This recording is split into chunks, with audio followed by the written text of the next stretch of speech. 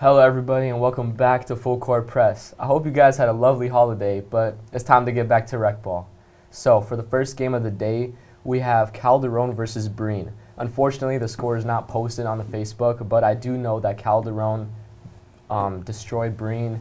Vincent had like 18, Joel had 21, so all around another great win from Calderon. Absolutely. They're definitely a scary team out there. Luke Hadley, that we didn't mention either, he's really good. He's a big guy. They're a scary team for sure.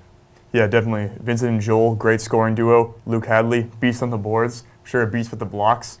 This team is looking better and better every week. Yeah, you add Logan much into that mix. I think the only thing, though, is they just haven't had a tough schedule yet so far. They've only played Last and Breen, two of the lower teams, I would say, in the power rankings. So we'll just have to see how they do against Henderson this week for sure. I think that Vincent is definitely a bona fide first scorer, and I like that I picked him as my MVP preseason. So next game of the day is Martin Sassetti taking the win over Barry Barr pretty easily. I mean, there's not much to say here. I mean, this is almost unprecedented. You had a 30-point win. They dropped 73 points. That never happens in RecBall. Brandon Martin is a clear-cut MVP as of right now. He's dropped 25 points. Man, they had 5 scores in double digits. That's scary. Yeah, after coaching against him last week, I should say, I feel like I would say that he should hopefully be the MVP of the league this year. I mean, dropping 25, I think he had 20-something last week as well. I would say he's probably the most dominant player in RecBall. Seeing AJ with 10 points is crazy too. After the lackluster week 1. 1 point. Also 3 people dropping 12 points. So that's 4 people above 10 points, and that's just incredible for Team Martin. They have depth all around. No, definitely. Brandon Martin, potential MVP. And then John Colburn, actually, who, Brendan said underclassman of the year lock on the Facebook. I think he'll have some competition from Thomas Cashman, but I'm excited to see the two of them go at it for underclassman of the year. Also, shout out OT for 18. Didn't have a good game the first week because he fouled out, but started to pour it on at the end of that game. Well, I mean, this is what we need from Barry Barr. Barry Barr is definitely looking up for the next week after their top scorers dropping 18. One last thing about this game is, Barry Barr had 43 points. They had some decent scoring overall, but I think they just had a really good opponent going out against them, and against another team, I think they'll do just fine. They definitely had a better week this week. Moving on to the biggest upset of the week, Team Cespedes, 37 points, and Team LaLasha McCullough with 36 points. This game was crazy. I watched it from probably the second half on, and Rahul is looking like a great player for Team Cespedes. Yeah, so obviously I'm the coach of Team LaLasha McCullough. Unfortunate loss. I mean, we just did not play well offensively in the first half. Probably a little bit on me. Should have gone to the press earlier. Maybe would have had a better chance at winning that, but it happens. I'm pretty disappointed in this team. You have so much talent, and you're losing to Team Cespedes. It's just a good team. Give it to them, but you're probably the most talented team on paper, and you're losing to a mediocre team. Yeah, Tommy, what do you think the problem is? Do you think it's the players not playing up to their, or you think it's the coaching? I say coaching. You think it's the coaching? Yeah. Sean, why do you think it's the coaching? Oh, I don't know. I just had a feeling. Just had a hunch. Yeah, all right. No, but really, Same here. I think you need more production out of Jay and Michael. Michael has yet to get past double digits, and he's supposed to be your second best option. Jay, I think he had 12 the first week and 8 this week, which is that's definitely solid, but you're going to need more out of them if you're going to win. You need way more production out of them. And coming into the season, Jay was probably the #1 point guard in the league, so 12 and 8 might be a good line for a decent player, but not Jay. And also, Brady Henderson said it the best. Michael averaging a mean 8 points per game this season. I'm also hoping for a better performance from Matab next week. Oh, of course. Is the pool party going to come back or what? Did not show up on the stat sheet this week, only with 2 points. 1 for 30. Yeah, so I'm expecting a bounce back performance against Neji. I'm expecting a bounce back performance for Matab as well. Okay, next game, we have Team Lombardo McGinn again taking care of business against one of the top ranked teams, Team Henderson. So this game was wild in my opinion. I think we also need to put some respect on Henderson Levesque though, because to be fair, they've played against Neji and then Lombardo McGinn, which probably are arguably the 2 best teams in the league. So I mean, I think they're going to come back to earth. Like, they're 0-2 right now, but I could see them becoming 2-2, 3-2 in the next couple weeks. So Yeah. I think this is not too much of a concern for Team Henderson. Yeah, a little teaser. They are the highest ranked 0-2 team on the list, so it's not like they're dropping that far. So I played in this game.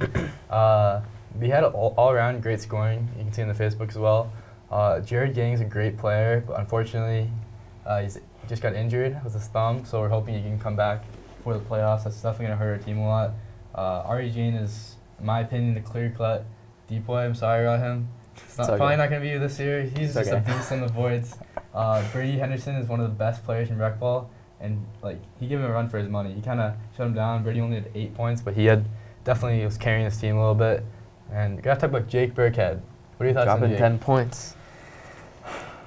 I mean, Jake in general is more of a role player, so I feel like when Brady only has 8, they don't have as much of a chance to win. Yeah. I think Brady's got to be dropping like 15 to 20 a game in order for them to be winning games. But Jake is like the best role player in my opinion in the league. So like when Jake's dropping 10 to 12, if Brady's dropping like 15 to 20, they should be winning. Definitely. That is a hot take, Drew. Do you think that Jake is a solid 10 points per game type of player, or do you think he could drop more than that? I mean, he can drop more than that, but I think his usual like ceiling is 10-ish a game.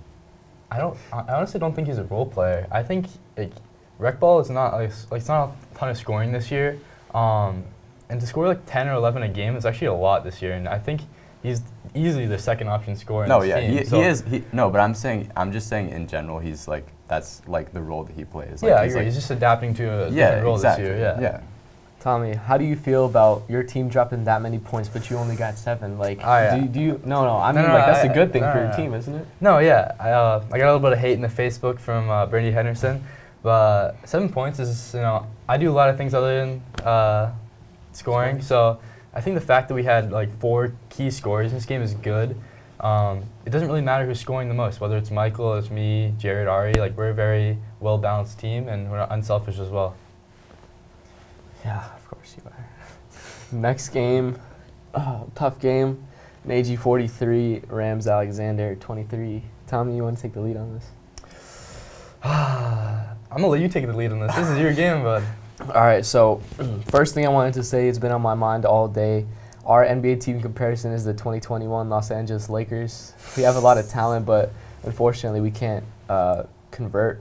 Even last week we had a tough week, only 5, or the first week we had like 5 or 6 players, but we still managed to beat Cespedes. This week that was just not the case. I think the issue with your team is more offense than defense. It's Yeah. just I don't know who your bona fide scorer is. I mean, Cooper dropped like what 20 something in your first game. He was injured the second game though. For What like was his 6 injury? I minutes. think he like hurt his ankle or something. Oh, okay. I'm not sure. Yeah, but I feel like for you guys to win games, he also has to be dropping a lot of points. So I think that was your issue there. And then also, Nagy Steinberg's 1-3-1 kind of threw you guys for a little bit of a loop at some points. We had a plan, it just didn't go according to plan. Yeah. Jason came back off an injury. It's his first game back. I'm happy that he dropped 7 points, even though it was a lot of attempts. I did see some good signs from him at the end of the game, though, because you guys got into like the press and he started getting a couple steals and then creating offense off of that. So hopefully you can make some more offense out of him with that. Absolutely. It wasn't much. I think my decoy campaign is over, even though I tried very hard on defense this time, but it seemed like every time I started D'ing up on Connor, they took him out, and then they put him back in like a little bit later, which was, I don't know if that's just me, but that was a smart move. Of course, Rob Nagy's offensive and defensive scheme is really tight. It's solid, and everyone gets it, and yeah, this team is definitely moving up for sure. Definitely. Shawn, any thoughts? No, we think that, like Ram said, you need to acknowledge the coaching genius of Rob Nagy when it comes to the schemes that he sets up for his team. And yeah, like our team needs to reevaluate our front office for sure. I also Front think, office. your team definitely got off to a rough start, no question about that. But you have so much talent, and I think as more weeks come by, you'll definitely start to put it together more. So I'm definitely optimistic about what will come for your team. For now, yeah, Greg Steinberg, you're right. All right, next game, last game of the day actually is Team Meyer again.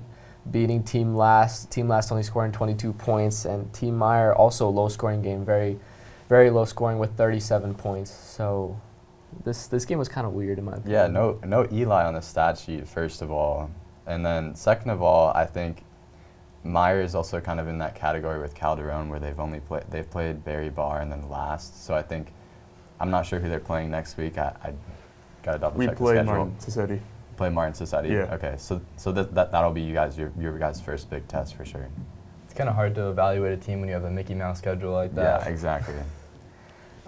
This is kind of weird seeing David drop 12, which is good, good score line. Jake only dropping 9. I don't even know where Eli is, whether he dropped 8 or 7. I believe he was also injured during this game. Yeah, during the game, he landed on somebody's foot.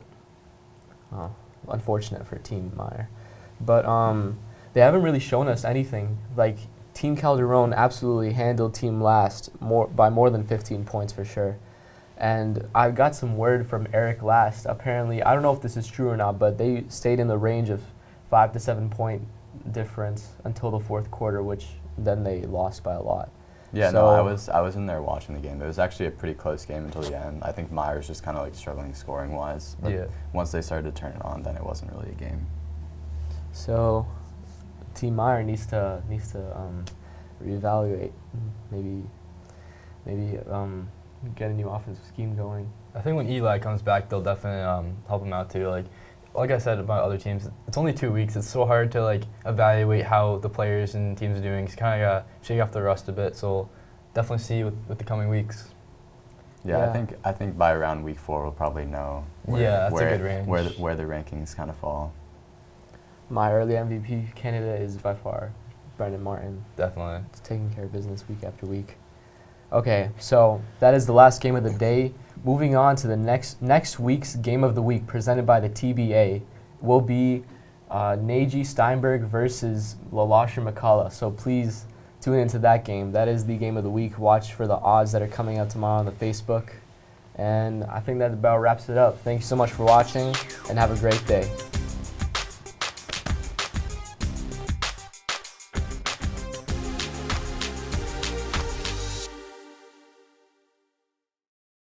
We gotta talk about Jake Birkhead. What are your thoughts on Dropping Jake? 10 points. I mean, Jake in general is more of a role player. Ginger